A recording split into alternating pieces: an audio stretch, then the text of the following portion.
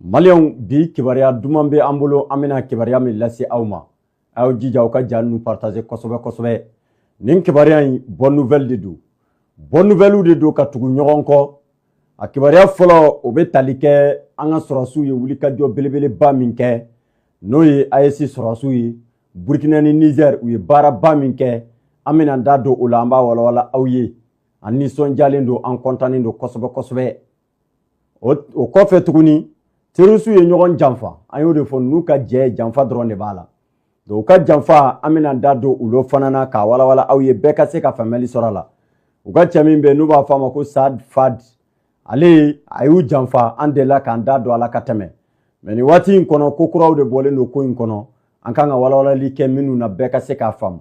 donc aw minnu bɛ direct la nin waati in kɔnɔ aw k'aw jija aw k'a partager kosɛbɛ fo bɛɛ lajɛlen ka se k'a sɔrɔ olu yɛrɛ ka se k'a dɔn k'a fɔ ko in bɛɛ bɔra kalama u bɛ ka ko min dogo u bɛ k'u dɛnen ka cɛ wele dɔndɔni u bɛ k'u dɛnen ka dugawu kɛ cɛ ye dɔndɔni a ka se ka segin a kɔ cogo min na parce que marifa tun b'a bolo mais bi a ye marifa bila dɔn u bɛ fɛ a ka segin a kɔ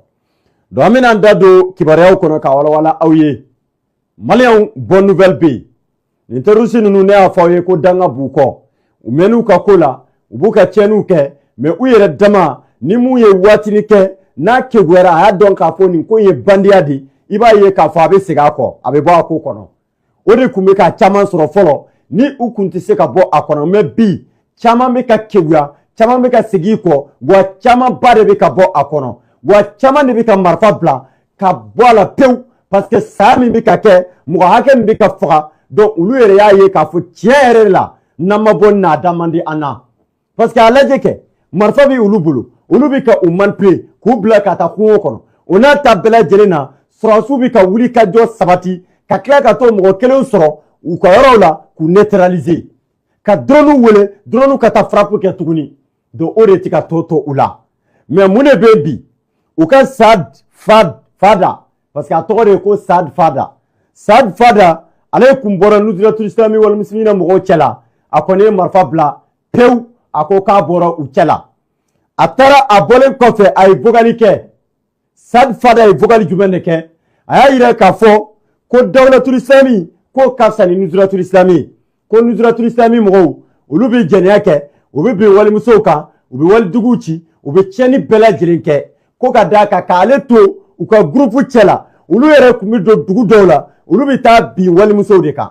ko maa dɔw bɛ olu cɛ la n'olu taara dugu ci olu ta b'u ta kɛ nafolo ɲini ye dɔw b'u ta kɛ ka bin muso kan dɔw fana b'u ta kɛ ka se ka mɔgɔw nima tɔɔrɔ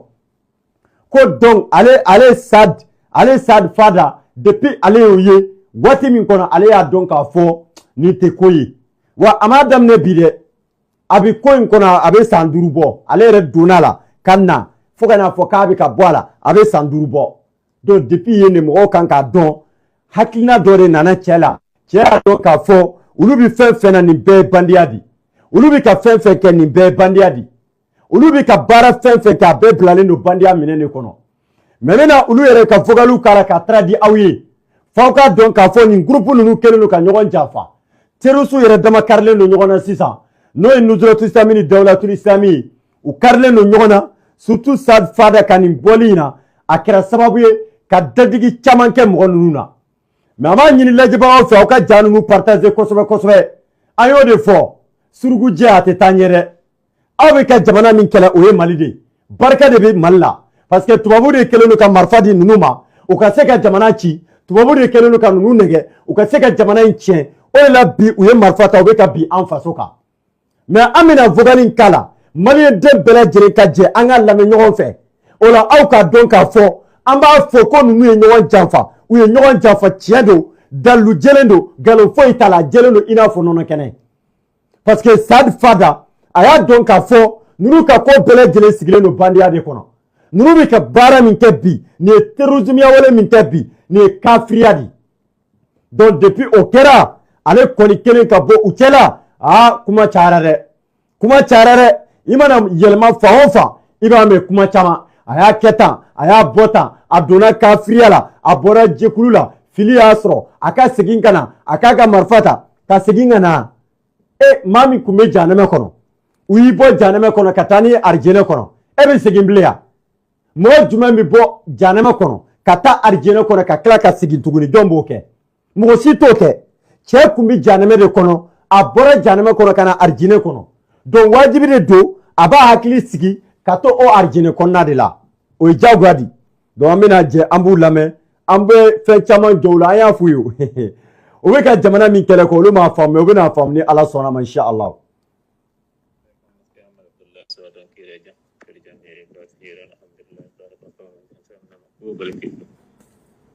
dan wala mo ne wayre ni ko di fata alhamdulillah baraka sa ande ko le ay jiza o ka jan di kosoba kata fam bela jirina ande agima sawan ko ne fo baawdo mara do ran jamlat ati la mo na anni wadde jeme datte poson ɗum noon wala goɗɗo fewjonte ko en ɗum lakkade en jawɗum fewjonde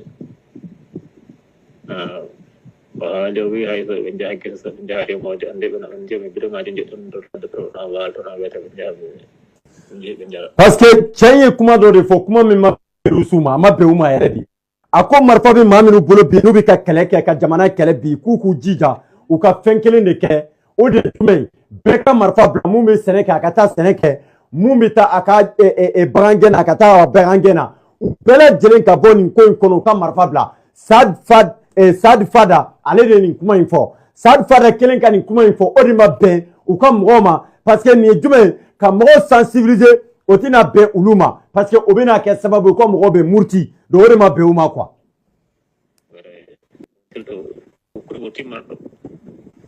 ne fo baawɗo maraɗo ran jamlat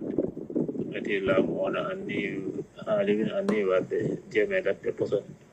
ɗum noon wala goɗɗo fewjonte ko en ɗum lakkade en jawɗum fewjonde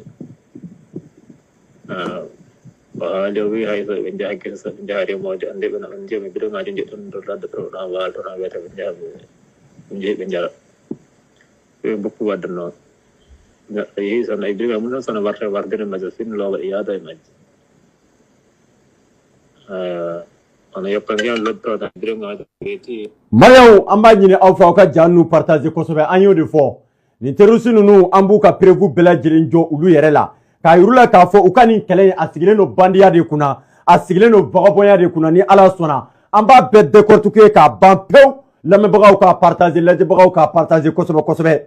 a ye mun de yira k'a fɔ ko Saad Fada ko a tiɲɛ yɛrɛ la ale bɛ mun fɔ ko sɔrɔsiw wulilen don sisan u bɛ ka don kungo kɔnɔna na ka patrouille kɛ fan bɛɛ fɛ wa sɔrɔsiw bɛ ka fɛn mun ye pochonné u bɛ ka pochonné bila kungo kɔnɔna fan bɛɛ ni mɔgɔ y'a dɔn k'e de bɛ terroriste cɛ la marifa bila o de da ka di la n'o tɛ n'i donna kungo kɔnɔ i bɛ kɛ su ye parce que pochonné bɛ kungo kɔnɔna fan bɛɛ lajɛlen na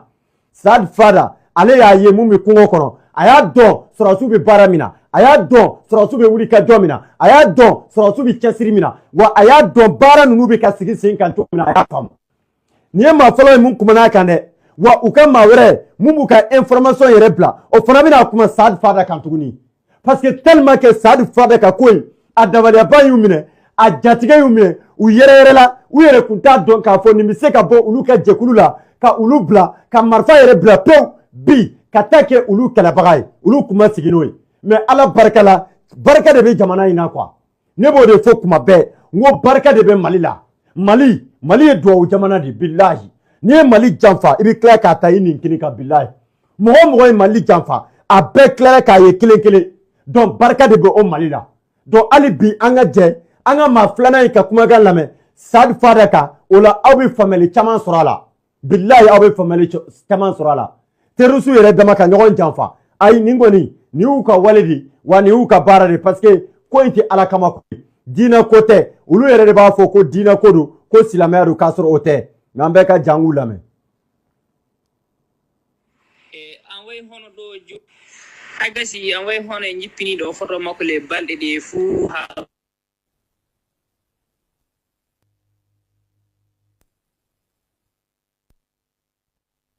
sikɛ min bolila ka bɔ u ka maaw cɛ la k'olu y'a ka kumakan jigin nin waati laban kɔnɔ u ka groupe kɔnɔ a ka kuma cayara kosɛbɛ ko parce que a ye kuma dɔw de fɔ olu terroriste kan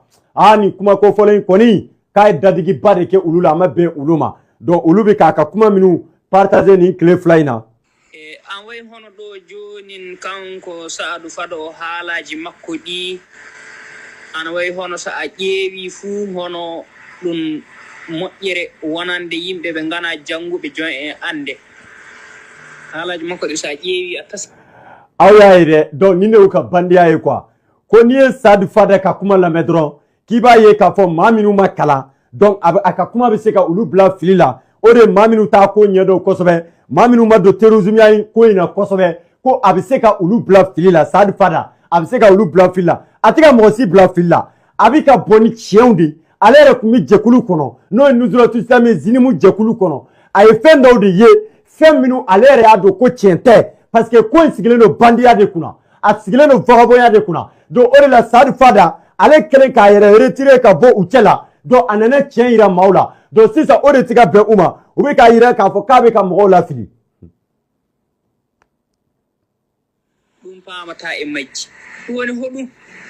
joni masalan kamɓe jama'atu nusratul islam wal muslimina ɓe habdiɓe jama'atu nusratul islam wal muslimina ana wiya ɓe khawarijankoɓe ana haala dalili ko waɗi ɓe khawarijankoɓe e yartude iwde e kananke goo e heforɗinirde kala mo walda e muɗum hakkille fuu e yennude mawɓe hooreɓe diina e ley alsilam voilà kuma be yande yoro ne a fo awye ngonu nuke dina moyi fa ka do a confirmation de flene quoi ulu ko Saadu Fada kelen ka bo jekulu in kono ko Saadu Fada be ka ko do ke surtout jekulu flami avec ka keleke uni ñogonche no e dawlatul islami ni nuzratul islami ko e ni nuzratul islami taka laje sisa ko ni dawlatul islami mo fana taka laje ko dawlatul islami mo ko ulu ye mo de maminu ulu ye kafiru de quoi parce que u ka kewalew anu ka chenu ani uni fama be barake tugomina ani ni mo faralen tuka u bo tigila mo kafira aw fana ta yo de nuzratul islami mo aw fana ko mo faralen ti aw ka hakilna ka o tige kafiri de aw yo de fo mo na aw no ma je o tige kafiri de wa mo na na ti hakilna kele atige kafiri de aw fana yo de fo wa anyebo fana de law donc che bora je kulula ay marfa bla o na na fo ka ale che minu ye je kulu fla bela parce que a fla beke ay sanduru de ke dawlatul islami mo chala ay dawlatul islami bla kata sanduru wele ke nuzratul islami mo chala Saadu Fada mi photo flena ayo de ke aw bela jele nyebala ale de kumbe groupe fla bezire groupe fla wa ale de kuyu ka nyemo bay nyemo min tema billahi Saadu Fada na tara dawla fe abi demsenu redirse ku regrouper ku fara nyoka na tara nuzratul islami fana fe abo kele ne ke ibita to abi demsenu fara nyoka ku regrouper jama mais abi chogodi ni ya bi ajara dawlatul islami ko ka je nuzratul islami ko ka marfa bla ka boni ko be kono ka don ka foko ni ko ye bandiadi ay fendo de famu mais angala angu ka vogali la me o la oba don ko nunu ka koy ubi ka mo de manipulé quoi billahi ubi ka mo manipulé ayo da hooreɓe diina yennude ɗi honɗe gueɗe e bande hon ɗi wonɗi jama'atu nusratul islam wal muslimina haalata e maɓɓe ɓe khawarijankoɓe hon ɗum eɗi keewi voilà ulu ko e nusratul islam mo ko munela uluti dawlatul islam mo fe muna ulute be ko parce que dawlatul islam mo ulubi ukanyemo neni no e kufai kuma be dawlatul islam mo ba fo kufai kafiri kufai jenekelade kufai mo fagalade kufai duguchilade kufai malan kolonde ko ore tika be ulu nuzratul islami mo ko de la ulu ko dawlatul islami mo e kafiri ko parce que ubu dafa ulu ka nyemo bala no e kufai ka doya ko de tika be uluma na ko nyemo e bandia wale ka be faire na e kafiri wale ka be faire na e kojugu ka be faire o te kufa dron de nyemo na ka sira blaka ke kojugu abe do akulu la kana siga do ala ay gasi jama nusran haala mabbe do hon on don al haali nen kambe be njalti e jama'atu nusratul islam wal muslimin kanko du fu awa wiide hono dalilaji di jama'atu nusratul islam wal muslimin haalate mabbe de awa wiide hono dum don jaltude e mabbe dum woni hono ko tekkinta dum woni ko hollata yimbe be gonga sabi hodum jama'atu Allahu akbar achi mani de ja ni tora jekulu kono ka bo jekulu kono ka ta bo ka cheira maula be digi mo la ja ne kun t'a dɔn k'a fɔ ko tiɲɛ ka kunna quoi bi de ne y'a dɔn ja tiɲɛ ka kunna a y'a yira k'a fɔ ko Saadu Fada ale bɔra Nusratu Islami mɔgɔw cɛ la wa mɔgɔ bolila ka bɔ Nusratu parce que sisan u ka denmisɛnninw bɛ ka boli de denmisɛnnin caman bɛ ka marifa bila ka bɔ terroriste cɛ la n'o ye Nusratu Islami mɔgɔw ye k'u faga mɔgɔw caman ba de bɛ ka bɔ u cɛ la u y'a dɔn k'a fɔ u bɛ manipulation min na u bɛ ka mɔgɔw nɛgɛnni min kɛ o de la caman bɛ ka marifa bila ka bɔ u cɛ la a ko n'i y'a ye k'a fɔ bi minnu bɔra ani ale yɛrɛ min bɔra sisan u bɛ bɔ ni dalilu kelen min ye o de ye ni olu Nusratu Islami mɔgɔw b'a f'u ye ko baara wɛrɛ t'u la n'olu ka karamɔgɔ nɛnini tɛ k'o de bɛ digi u la u bɛ sɔrɔ ka bɔ ayi o tɛ o aw bɛ ka bandiya de kɛ aw bɛ ka binkani wale de kɛ o de tɛ ka bɛn maa tɔw ma quoi o de tɛ ka bɛn u ma quoi ko tiɲɛ kɔni ye dɛ tiɲɛ ma ye dɛ tiɲɛ maa min ye tiɲɛ kɔni ye o ye anw de sinon aw kɔni ma tiɲɛ ye wa hali sini tiɲɛ aw tɛna tiɲɛ ye. jenno hooreɓe allamako aybi niriɓe ɓe jal kanan ko ɓe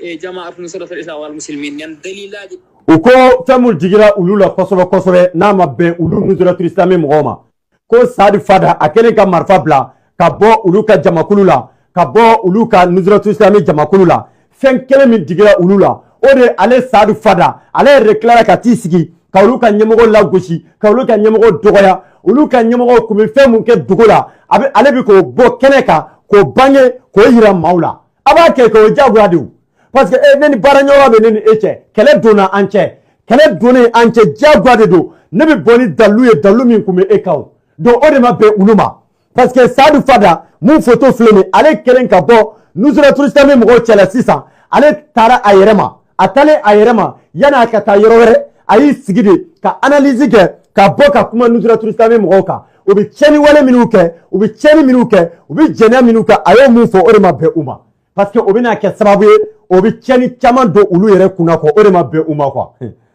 tiɲɛ n'a don dɛ tiɲɛ sera bi a bɔra dɛ Allahu akbar Nusratul islam muslimin haali maɓɓe ɗi kanko kan way hon ɗum woni ko o gonɗini walla ɗum woni ko ɓe gonɗini joni ka fay so tawi neɗɗo yeehi ɓe habdi ɓes neɗɗo itti toon koɓe hawɓe ko feyi dalilaji ɗi jama'atu Nusratul islam wal muslimin haali e maɓɓe ɗi jaltude e maɓɓe fof ɗum woni hono ko haalata ɗum woni ko tekkinta ɗum woni ko famminta yimɓe ɓeydu ɗum woni haqiqa o onon ka wallahi n'a y'aw diya marifa bila n'a y'aw diya bɔ nin kɛlɛ in kɔnɔ aw ka denmisɛnninw bɛɛ bɛ boli kelen kelen u ɲɛ bɛ sa de la o denmisɛnnin ninnu ɲɛ b'a la sɔrɔsiw bɛ ka baara min kɛ denmisɛnninw ɲɛ b'a la sɔrɔsiw bɛ ka wulikajɔ min kɛ denmisɛnnin ninnu ɲɛ b'a la sɔrɔsiw bɛ ka kabako min da u kan u ɲɛ b'a la o mais e min sigilen bɛ téléphone kɔfɛ e min bilalen don nin kuma ninnu na dɛ e de ɲɛ t'a la sinon denmisɛnnin minnu bɛ ka faga olu ɲɛ b'a la u nɔfɛmɔgɔw ɲɛ b'a la u ka ɲɛmɔgɔw ɲɛ b'a la u bɛɛ ɲɛ b'a la parce que e bɛ ka kulonkɛ fɛn de la fɛn min olu ɲɛ bɛ saya de la mais e ɲɛ t'a la quoi on joni sen gaɗi misalu jonka e feste en gana janguɓe joyi e ande honde mbi nde adama taganode iblise wari an yule ɗo ana waɗa jule e muɗum ana waɗa jule e muɗum ayi hono donc yamere a ko hali n'a ye sɔrɔ olu ma kalan mais olu ka jateminɛ kɔnɔna na ko iblisa nana adama yɔrɔ la ko a kun bɛ ka a kulonkɛw kɛ walasa a bɛ se ka adama bila fili la cogo min na iblisa nalen a bɛ se k'a bila fili la cogo min na to ndaari fof bonnire to jaati Allah wayiltiri moƴƴere nde to jaati moƴƴere nde wonte nenna kamɓe ɗum ɓe aybinirama eɓe jalta e hooreɓe ɓe aybinirama eɓe jenna hooreɓe nenna jaltude e maɓɓe fof ɗum woni ko hollata yimɓe ɗum donc yaye donc sisan komi cɛ bɔra olu ka groupe la donc u bɛ taa nani an ba adama an fa adama ka kuma ye ani an ba awaw ka kuma ye ka sɔrɔ ka na ni setane ka kuma ye k'o ɲagami k'o fila don ɲɔgɔn na ka se ka mɔgɔw bila fili la quoi ninnu ye kelen ye aw ka diɲɛ ko ani an fa adama ka ko nin ye fɛn sugu kelen ye k'a firi mɔgɔ minnu bɛ marifa ta ka taa dugu ci olu ka ko ani an fa adama ka ko o ye kelen ye olu yɛrɛ bɛ ɲɔgɔn ɲɛ sira la nin bɛɛ y'u ka bandiya de an'u ka manipulation de n'i t'a dɔn dɔrɔn u b'i bila fili la bilayi n'i t'a dɔn u b'i bila fili ba de la ni mɔgɔ t'a dɔn ngal woni ngal Allah ittata e dow muɗum fa laaɓa so joƴƴina e leydi ana yi omo wonno ɗo o neɗɗo tedduɗo teddinaɗo jogiraɗo e neɗɗo kat ako waati min na a kun b'u ka groupe cɛla a kun kɛlen don mɔgɔ de maa min a bonyanen don kosɛbɛ kosɛbɛ wa maaba fana de don maaba don a y'a don bandiya don a bɔra a la aw jigin kun ale de ko k'a ti jadi ko la ale de ko k'ale ti fɛ ka ala ka diinɛ yɛrɛ dɛmɛ ni nin de ala ka diinɛ dɛmɛni ye fo ka marifa ta ka taa dugu ci ka taa walimuso jɛnɛya ale ko k'a sen t'a la Saadu Fada ale ko k'a sen de t'o la mɛnɛ kɛlɛ bɛ mankan bɛ hali n'a y'a sɔrɔ aw tun b'a bonya ka kɔrɔ o waati y'a sɔrɔ a m'a dɔn jagoya ye bonya ye parce que aw ka ɲɛmɔgɔ de kun don bi aw tɛ ka Amadu Bɔrdɛli bonya Kufa bonya aw ka ɲɛmɔgɔ de don aw tɛ ka Mamadu Bari bonya aw ka ɲɛmɔgɔ de don donc sisan ale fana kun y'aw ka ɲɛmɔgɔ de o de la aw kun bɛ k'a bonya o donc n'a bonyana bi ale yɛrɛ bɔra la parce que a y'a dɔn aw ka ko in tɛ kalan diinɛ ko tɛ foyi tɛ ni bandiya tɛ